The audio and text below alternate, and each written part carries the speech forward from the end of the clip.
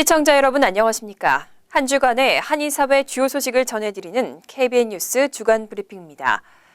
2월 1일 드디어 미 대통령 경선의 첫 관문이 열렸습니다.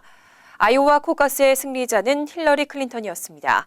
버니 샌더스 후보는 힐러리 클린턴 후보에게 석패했지만 무서운 위력을 발휘하면서 충분한 잠재력을 입증했습니다. 하지만 한껏 기세를 올리던 도널드 트럼프는 테드 크루즈 후보에게 완패하면서 하루아침에 트럼프 거품론까지 일었습니다. 미 대선판은 새로운 국면으로 접어들게 됐습니다. 정세진 기자가 보도합니다. 미국 대통령 선거의 풍향계 아이오와 코커스의 승자는 힐러리 클린턴과 테드 크루즈였습니다. 민주당 힐러리 클린턴은 득표율 49.9%로 49.6%를 득표한 버니 샌더스 후보를 근소한 차이로 이겼고, 공화당 테드 크루즈 후보는 득표율 27.7%로 24.3%에 그친 트럼프에게 승리했습니다. 투표 당일인 어제 오전까지만 해도 경선 과정에서 무서운 기세를 보여준 샌더스 의원과 트럼프가 승리하지 않겠냐는 관측이 우세했습니다. 선거 직전 나온 여론조사도 트럼프 후보가 크루즈 후보를 5% 차이로 이기는 것으로 나왔고, 샌더스 후보는 클린턴 후보에게 3% 정도 뒤지는 것으로 나왔으나 유세 현장의 열기를 감안하면 막판 뒤집기가 가능할 것이라는 분석이 지배적이었습니다. 하지만 샌더스 후보는 클린턴의 공고한 조직과 당내 기반을 넘기에는 0.2% 부족했습니다. 트럼프의 경우는 자신에게 열광하는 유권자들을 실제 표로 연결짓는 데 실패한 셈입니다. 어제 선거 결과는 트럼프의 패배라는 평가에는 이견이 없지만 샌더스 의원에 대해서는 비록 석패했지만 돌풍의 실체를 보여줬고 사실상 승리한 것이나 다름없다는 분석도 나오고 있습니다. 이제 오는 9일 실시된 뉴햄프셔 프라이머리로 관심이 집중되고 있습니다. 어제 공개된 뉴햄프셔 여론조사는 트럼프와 샌더스 후보가 크게 앞서고 있는 것으로 나왔습니다. KBN 뉴스 정세진입니다. 뉴저지 저지시티 윤여태 시의원이 내년 선거에서 뉴저지 저지시티 시장에 출마하겠다고 밝혔죠. 지난주 윤여태 의원을 위한 후원 행사가 열렸습니다. 100여 명의 후원자들에게 윤 의원은 최선을 다해 반드시 승리하겠다고 밝혔습니다. 정세진 기자의 보도입니다. 뉴저지 잉그루드 클립스에 위치한 주택. 저지시티 윤여태 의원이 현관 입구에서 방문객들을 반갑게 맞이합니다. 지난 금요일 윤여태 의원 후원 행사가 열린 베델인디스트리 김영길 대표의 자택입니다. 행사에 참석한 100여 명의 한인들을 위해 조그마한 음악회도 준비했습니다. 지난 2013년 인구 26만의 뉴저지 제2의 도시 저지시티 시의원에 당선된 윤여태 의원은 2년여 시의원으로 활동하면서 지역 범죄율을 25%나 줄이고 공원 개보수 등 괄목할 만한 결실을 거두는 데 큰 공헌을 했습니다. 지난해 7월에는 정치평론가들로부터 차기 시장 후보 1위에 지목받기도 했습니다. 예, 저지시 시장 선거 2017년에 있습니다. 2017년 5월 달에. 그래서 2017년 대망의 꿈을 이루기 위해서 나 개인적인 꿈보다는 우리 개척 1세, 그다음 우리 이 땅을 살아가는 후세들의 꿈을 한번 이루어주기 위해서 지금 준비를 하고 있습니다. 후원 행사를 주최한 김영길 대표는 우선 한인사회를 중심으로 기금 모금에 주력할 계획을 밝혔습니다. 이후에 선대본부와 공식 후원회 조직을 결성할 예정입니다. 저희가 우리 윤 의원하고 얘기를 한 것이 기금 모금을 한 3개월 내지 4개월 기금 모금을 한 다음에 그리고 선거 대책 총괄 본부를 만들자 이렇게 얘기가 됐습니다. 한인 의원회는 선거에 필요한 350만 달러 중 100만 달러 모금을 목표로 하고 있습니다. 나머지 250만 달러는 주류 사회에서 모금이 가능하다는 계산입니다. 이번 행사는 개인주택에서 열린 소규모 모임이었지만 윤 의원을 후원하는 참석자들의 뜨거운 열기를 충분히 느낄 수 있었습니다. 한인 1세가 대도시의 시장이 되는 새로운 이민 역사에 한인 사회가 한 걸음씩 다가가고 있습니다. KBN 뉴스 정세진입니다. 연방대법원이 지난 28일 3월 심리 일정을 발표했습니다. 하지만 심리 일정에는 이민개혁 행정명령과 관련한 소송이 포함되지 않았는데요. 4월에나 상고심 심리가 열리고 6월 중순에나 결과가 나올 것으로 전망됩니다. 지난달 28일 연방대법원이 발표한 3월 심리 일정에는 불법 체류 청년 추방유예 확대와 부모 책임 추방유예 확대 관련 소송은 포함되지 않았습니다. 하지만 이날 함께 발표한 2015년 10월 회기 심리 일정에서 모든 심리를 4월까지 마칠 방침이라고 밝혔기 때문에 4월에는 해당 소송의 상고심 심리가 열릴 것으로 예상됩니다. 오는 6월로 끝나는 2015년 10월 회기에서 채택된 안건들은 4월까지 모든 구두 변론과 심리를 마친 후 6월까지는 최종 판결이 내려지게 됩니다. 이에 따라 이민개혁 행정명령에 대한 소송의 상고심 판결은 가장 늦은 6월 중순 이후에나 나올 것으로 전망됩니다. 오는 4월 13일은 제20대 국회의원 선거가 실시됩니다. 재외국민 선거는 이보다 앞서 오는 3월 30일부터 진행되는데요. 뉴욕 재외선거관리위원회가 뉴욕 일원 투표소 3곳을 선정했습니다. 정세진 기자가 보도합니다. 제20대 총선 재외국민 선거 투표소가 확정됐습니다. 투표소는 총 3곳으로 뉴욕 퀸즈 플러싱과 뉴저지, 그리고 필라델피아로 정해졌습니다. 본투표소인 그 재투표소는 이제 명칭이 이제 주 뉴욕 대한민국 총영사관 재투표소인데요. 설치 장소는 이제 퀸즈 플러싱에 위치한 리셉션 하우스라고 알려졌는데요. 그게 1층 리셉션 홀로 결정했고요.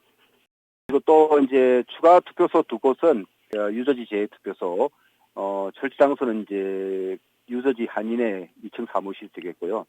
그리고 또 한 곳은 이제 필라델피아에 있는 서재필 기념재단 의료원 1층 강당입니다. 뉴욕 재외선관위는 그동안 맨해튼과 퀸즈, 뉴저지, 필라델피아 4곳을 놓고 동포사회의 여론을 수렴하는 등 고심을 해왔습니다. 선관위는 맨해튼에 위치한 영사관보다 퀸즈 지역이 유권자들의 투표 참여에 도움이 된다고 판단하고 이 같은 결정을 했습니다. 선관위는 유권자 등록 마감일인 오는 13일까지 등록률을 높이기 위해 최선을 다할 예정입니다. 앞으로 한 10일 정도 신고 신청 기간이 남았는데 이제 추가 투표소 설치된 장소도 결정되었으니까 투표 장소 널리 홍보해서 많은 분들이 이게 참여할 수 있도록 적극 홍보하도록 하겠습니다. 이번 재외선거는 인터넷 등록 등 편의성이 대폭 강화됐지만 어제까지 5,036명만이 등록을 마쳐 등록률이 5%에도 미치지 못하는 실정입니다. KBN 뉴스 정세진입니다. 최근 텍사스주에서 미국 내 최초로 성접촉을 통한 지카 바이러스 감염자가 확인됐습니다. 지카 바이러스에 대한 공포가 확산되고 있는 가운데 뉴욕 주정부는 무료 검사도 제공하고 있습니다. 1일 텍사스주 댈러스에서 미국 내 최초로 성적 접촉을 통한 지카 바이러스 감염 사례가 확인됐습니다. 댈러스 카운티 보건국은 최근 댈러스에서 지카 바이러스 발병 국가 방문 중 감염된 사람과의 성적 접촉을 통한 감염 사례가 확인됐다고 밝혔습니다. 연방질병통제예방센터도 성적 접촉을 통한 감염 사실을 확인했습니다. 한편 텍사스주에서는 감염자 3명이 추가돼 모두 7명으로 늘었습니다. 뉴욕주에서는 2일까지 추가 감염자 없이 임신부를 포함한 총 9명의 감염 사례가 보고됐습니다. 한편 뉴욕주 정부는 지카 바이러스 핫라인 콜센터를 운영하고 무료 감염 검사를 실시하고 있습니다.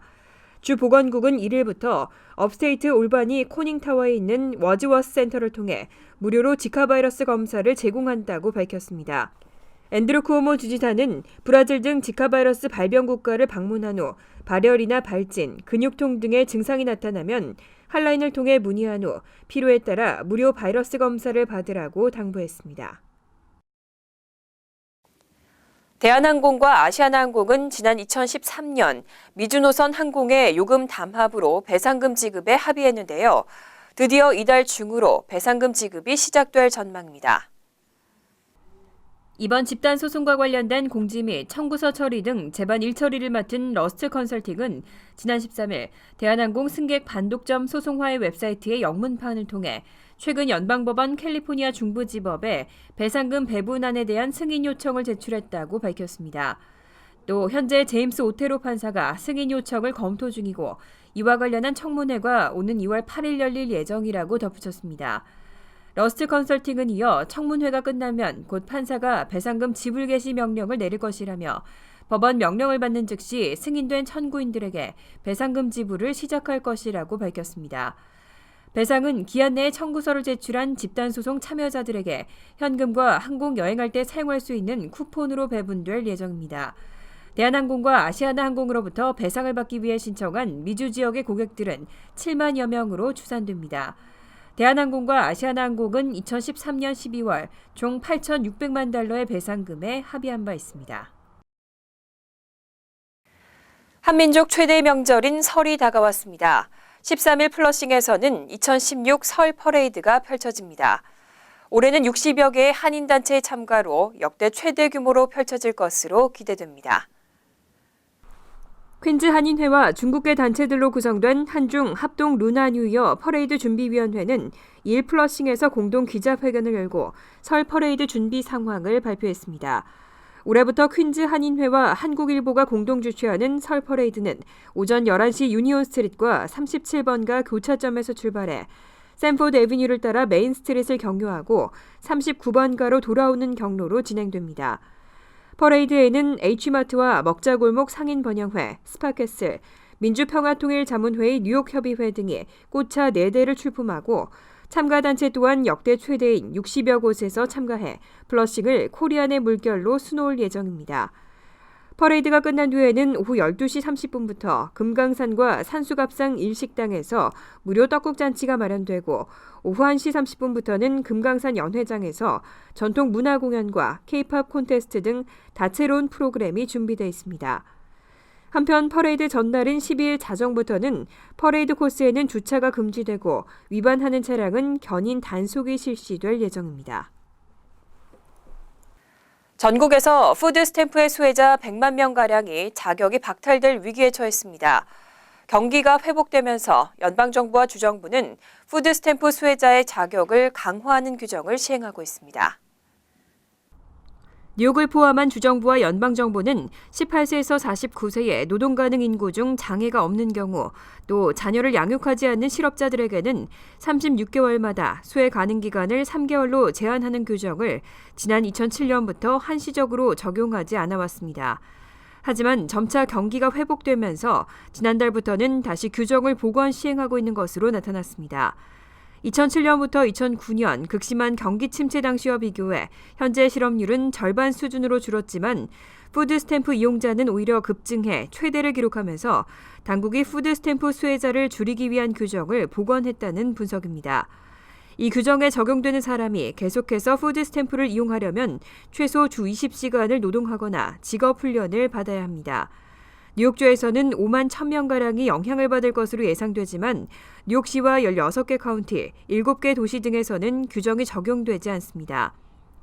단 규정 면제를 받더라도 해당 푸드 스탬프 이용자들은 현재 취업 준비를 하고 있지만 마땅히 일자리가 없었다는 것을 충분히 입증해야 합니다.